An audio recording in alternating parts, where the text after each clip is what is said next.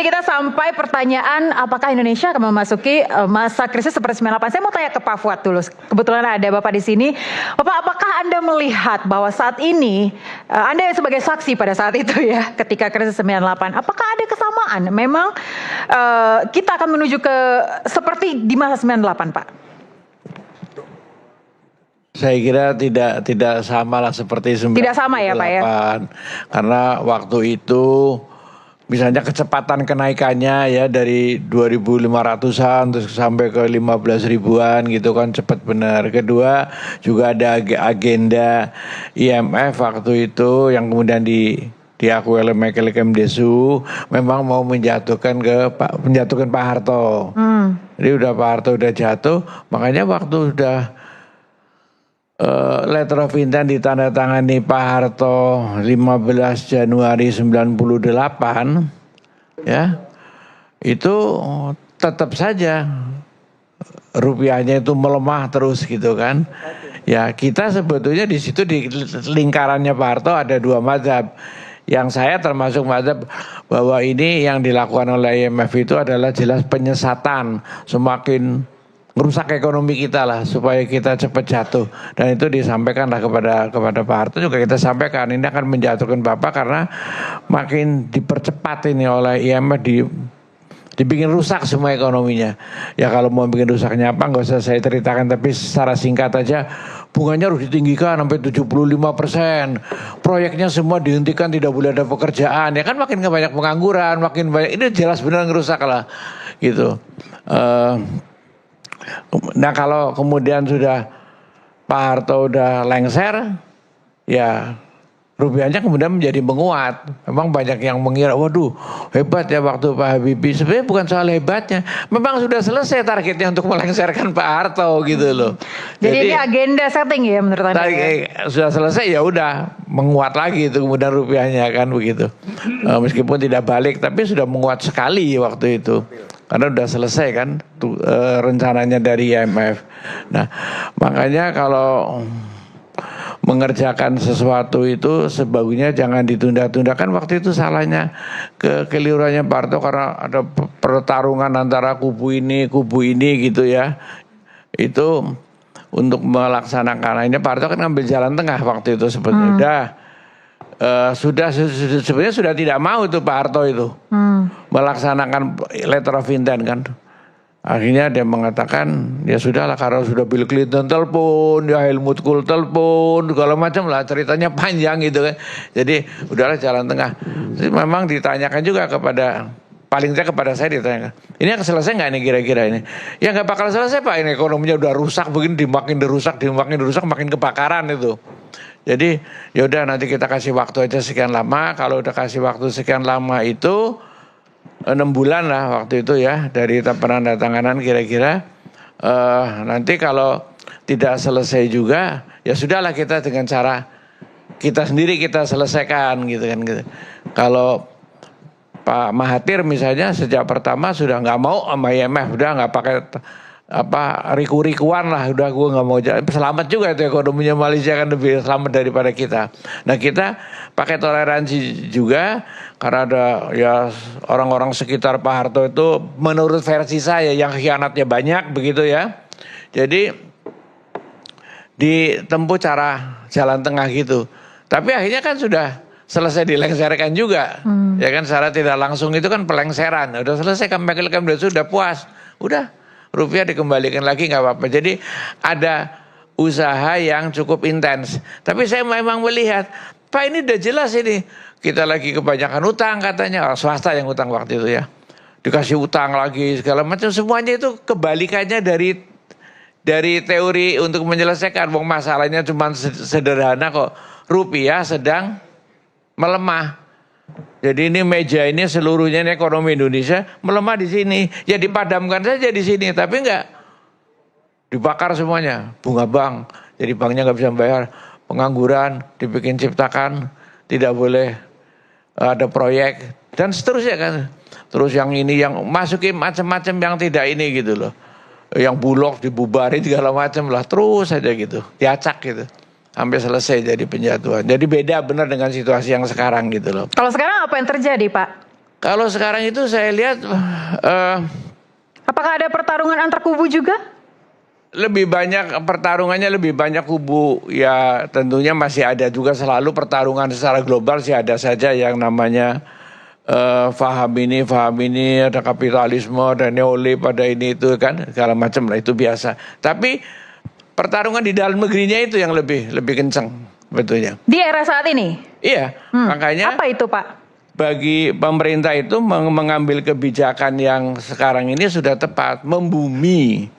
Nggak usah bicara yang hayal-hayal lah, yang ngalor ngidul nggak karuan gitu, yang membumi aja. Bagi saya itu tadi Pak Lutfi ya, itu tadi konkret itu. Sekian begini gitu, konkret itu angka-angkanya yang jelas itu, jelas. Pemerintah juga mengambil angka yang seperti itu, nggak pakai teori yang macam-macam lah ya. Bukannya kita nggak mengakui teori, tapi teori itu kan ada maksudnya, ada tujuannya kan.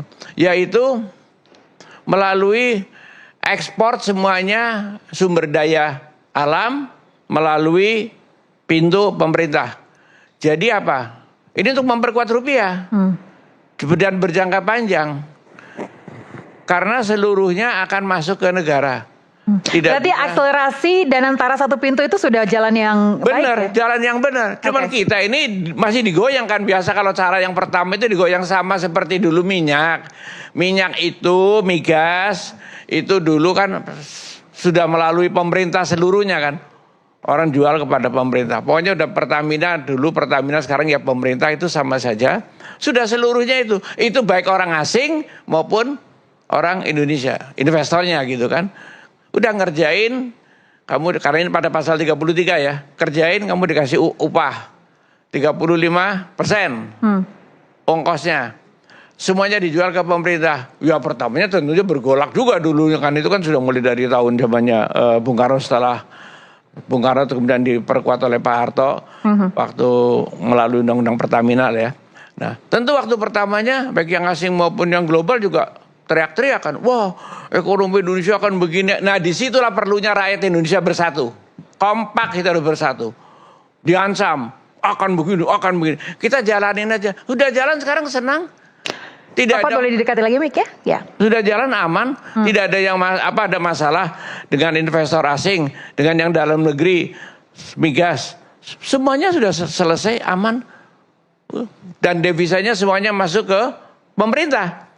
Nah pasal 33 itu kan tidak cuman migas, ya tambang itu, batu bara segala macam itu, timah, nikel segala macam itu kan ya. Itu kalau semuanya harus juga disamakan juga dengan migas, masuk ke pemerintah.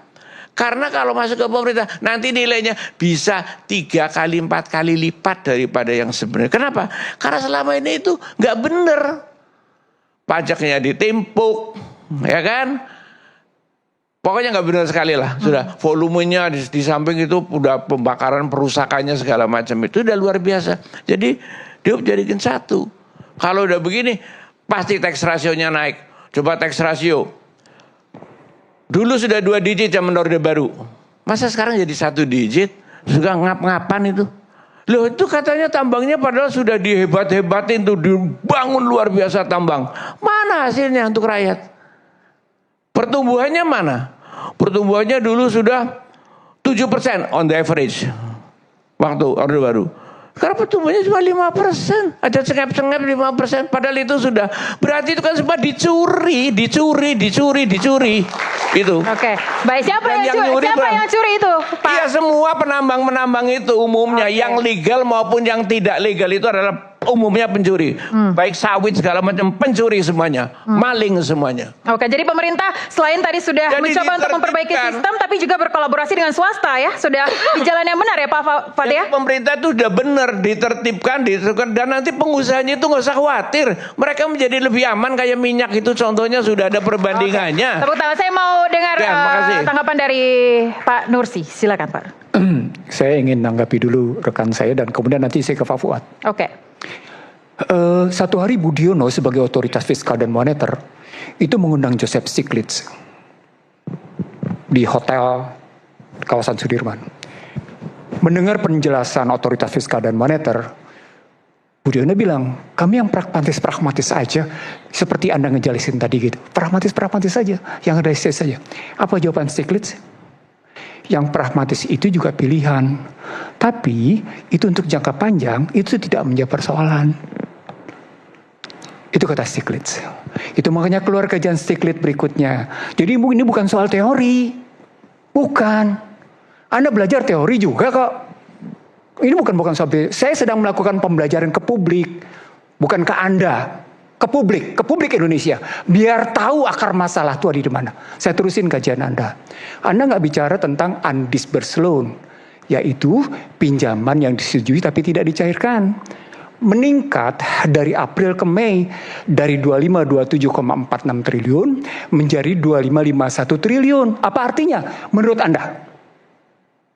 Artinya menurut perbankan, situasinya wait and see.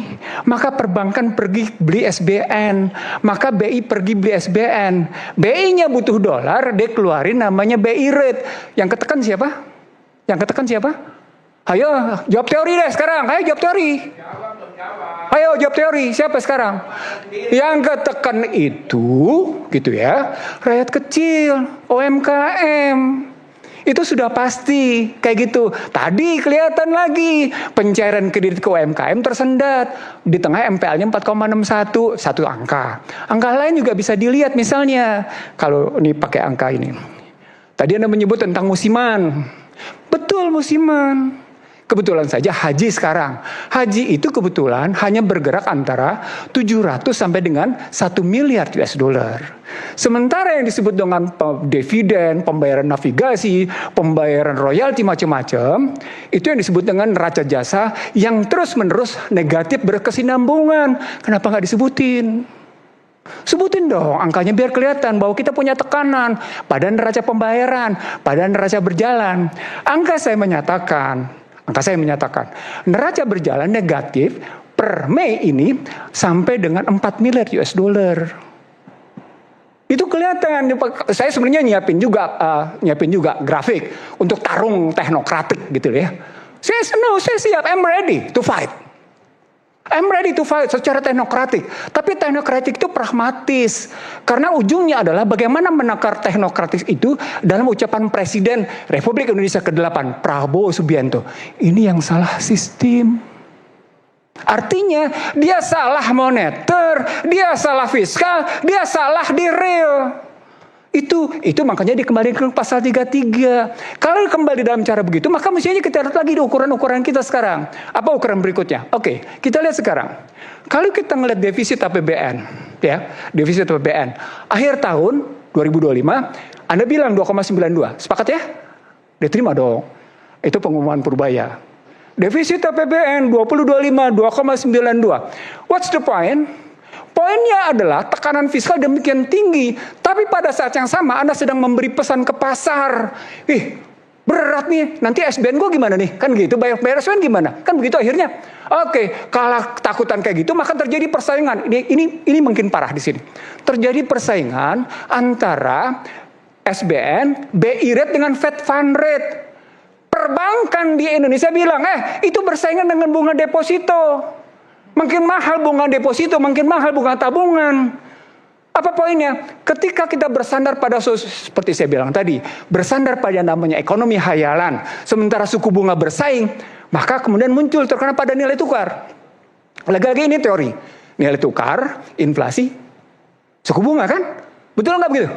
Betul dong. Nilai tukar, inflasi, suku bunga. Bersaudara atau bertiga. Oke? Dalam moneter begitu. Ketika kita ngelihat suku bunga terkena dengan nilai tukar, suka tidak suka muncul pertanyaan. Seperti tadi dibilang, apa sih arti nilai tukar?